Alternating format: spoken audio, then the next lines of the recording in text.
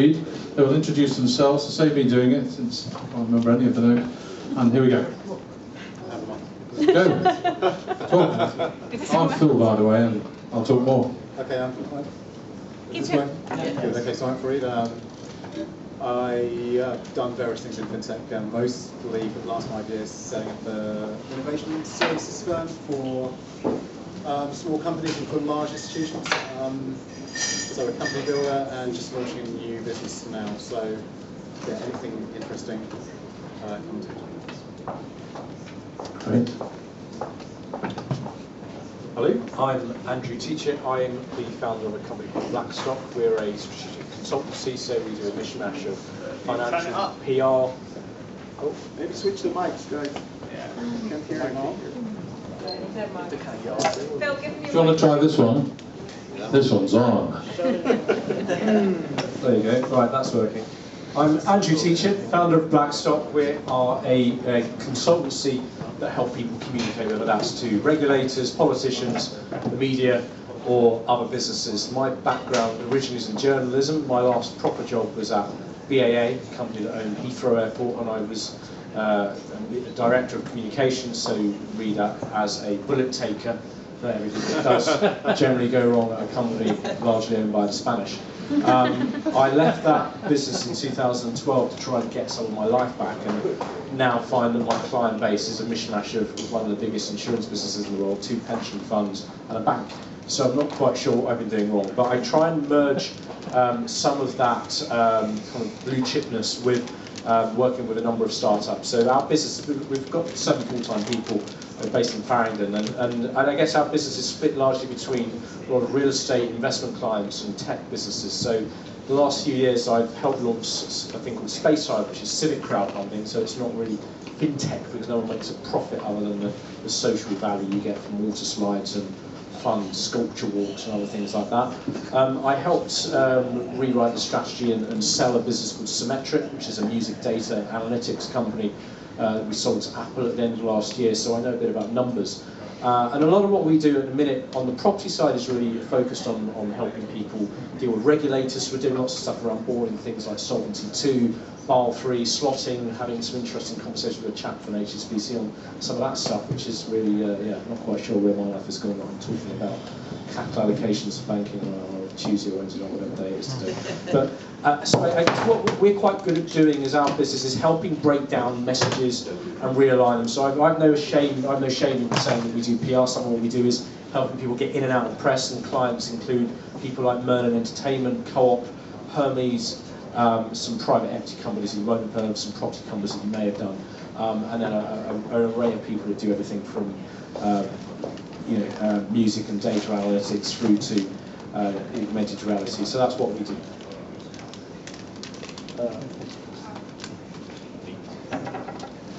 My name is Charles Creel, and I've been a lifelong broadcaster. I travel to war zones and I promote free press. So most recently I was working in Iraq, working on building a radio station for Yazidi women behind ISIS front lines. When I first got asked to go to Iraq last autumn, just after ISIS had run over Mosul, I said, fuck no, I'm not going to Iraq. Are you kidding me? Can't we just do it on Skype? And they said, no, we'd really like you to do this in person. And I said, well, look, listen, I do this a lot, so I know before I get there what this organization's problem is going to be. They're under pressure from the government, they have no money, it's all drying up, and they don't know how to get their message out. And I know what I'm going to recommend that they do. I'm going to say, well, you need to reach out to your diaspora community as well as young activists and try to get them to send you money, because all immigrants feel the same thing, which is guilt, including an American immigrant. And I know what they're going to say back to me. They're going to say, but Charles, we don't know how to do that. And when I finally went to Iraq, that's exactly what happened. So I decided to come back to London and fix that problem. So I now have a pretty well-funded startup. We're 5 full-timers. We've got 10 freelancers. We're based at Second Home. It turns out that the solution for Bo Peshawar trying to do a radio station in Iraq is the same as the solution for Amnesty International.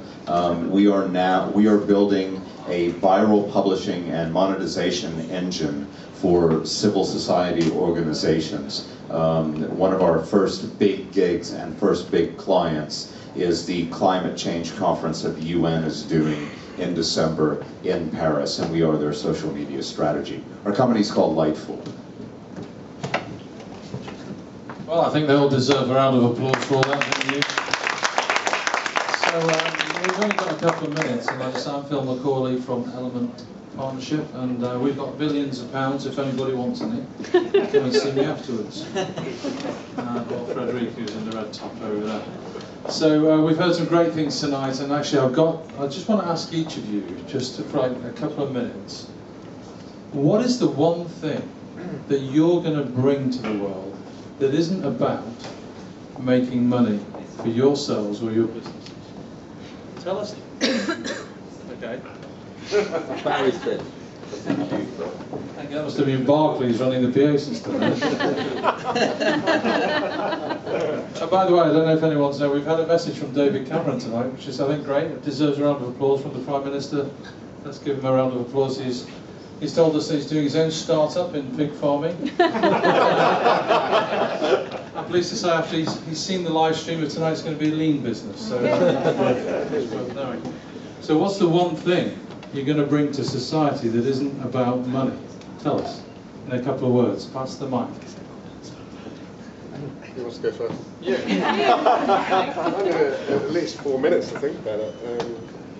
In terms of Fault the Banks, it's a non-profit foundation, so it's not to make money. For me, I founded a company called FootyTube back in 2006, which is still going strong today. I've been programming since the age of 7, and I started a web development company at the height of the dot-com crash because no one else would hire me. No one was hiring, so I had to start a company.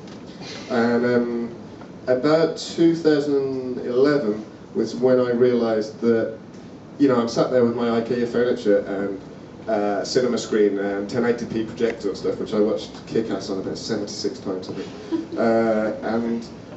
And then lots of stuff started happening all at the same time, and protesters and... Social services, presumably. Right, well, since 9/11, it was a really dark period, and the only thing that got me through it was Jon Stewart on The Daily Show and Stephen Colbert. Otherwise, I think I would have just jumped out the window. And so yeah, they got me through it whilst I was there hacking away on my computer for like 16 hours a day, working on the world's largest football video website. And yeah, but it was never about money. Like FootyTube, we nearly went bankrupt so many times, but we were making money out of pay-per-click. So there are all these nerds around the world who've been just traveling with a laptop and building all these amazing things, and realizing that, I can live in India for $5 grand a year or 10 grand a year. But my company's making 50 grand a year. So and then you realize that, actually money and salary and everything else is all relative to where you live in, actually. And if you can be anywhere in the world, what do you do with all that extra money that you don't need anymore? So I'm sat there and I'm looking at my IKEA furniture. Well, meanwhile, there's like a load of anonymous videos coming out telling us all to get off our asses and change the world. So the Occupy movement was born. And then, so you're there in Spain, there was 50,000 kids camped outside Parliament there in Spain. It went from 3,000 in one day, and the media were against them, and they were being billy clubbed by police, and kids and people were being hit. And then the media suddenly turned to be on the side of the protesters, because the police said, go and take the women and children home, because they're going to get hurt. And as soon as they said that, next day 50,000 people turned up. And that started spreading virally across the web, and Anonymous came out, and Occupy was born. And I was living in Brighton at the time, and so this camp sprung up out in the middle of nowhere. So the Spanish people were camping in solidarity with all of those in Spain, and I was about to do an art exhibition, and we ended up part of Occupy, and then got rid of all my IKEA furniture, got rid of my 1080p projector, let homeless people stay in my flat and my amazing offices, and I ended up helping run tech at Occupy Finsbury Square, right outside Bloomberg headquarters. Then we squatted UBS Bank, then we took a school, and we had Tom York there, and politicians, and Caroline Lucas. I remember her saying, you should go... Huh? Caroline Lucas came to do amazing speeches for us, and all kinds of stuff happened. And then bands came from everywhere, and we had this amazing support. And so then you realise, like, you know, you've got all these kids together. You realise this world isn't about money. That doesn't buy you quality of life. You're like, here, furniture. Yeah, you can sit on it, but who cares, right? You can sit on the floor. And that's what we were doing when we were occupying a bank, and it was just this amazing connection you make with humanity, and all these people coming together. And there was this guy called Andy Bitcoin, and he kept coming into the tech tent, and I'm like trying to run media and stuff, and Guardian and things, you know, press releases and all this, and Andy's just like, Bitcoin's the solution, just get Bitcoin. And I'm just like, dude, I've looked into it. It's like, we even mined, I think, like 500 in a week once, but you know, it's just nerd money. That'll never work, right? And then, so that was 2011. Then we launched a non-profit record label called Occupation Records, and we released an album, and we got loads of musicians behind it, Billy Bragg, Tom Morello, all kinds of people, and we accepted Bitcoin, but we didn't really know we weren't really paying attention to it. And then, yeah, so that went really well. And then basically Occupy broke up, and we all went different ways, and I went travelling again. And then I realised I was there in Vietnam. And sorry about the long thing, I need to. So I was there in Vietnam, and I was really depressed, just doing my activism and stuff online and stuff from a hotel bed in Vietnam. And then my friend messaged me on Facebook and went, "Are you Satoshi Nakamoto?" And I was like, "No, he's some Japanese dude who invented Bitcoin." And she went, "Oh, right, because my brother reckons it's right up your street, and you're probably him." And I'm like, "That'd be ridiculous." And then I looked it up, and there was this brilliant video called the Cyprus Anthem. Sorry, not the Cyprus Anthem, yeah, Cyprus Anthem. And it was just after the Cyprus crash, and that took like 6% of everyone's money, like the banks, like Likey and stuff. And there was horse manure being thrown at all the banks and stuff. And I thought, what the hell, banks can just take your money, isn't it your money? And everyone thought that. And then Cyprus Anthem came out. There's this amazing video done by a musician called Zhu Tong to Swedish House Mafia's Don't You Worry Child. And it was like, don't you worry child, don't you worry child, Bitcoin has got a plan for you. And I was like, oh yeah, the Bitcoin.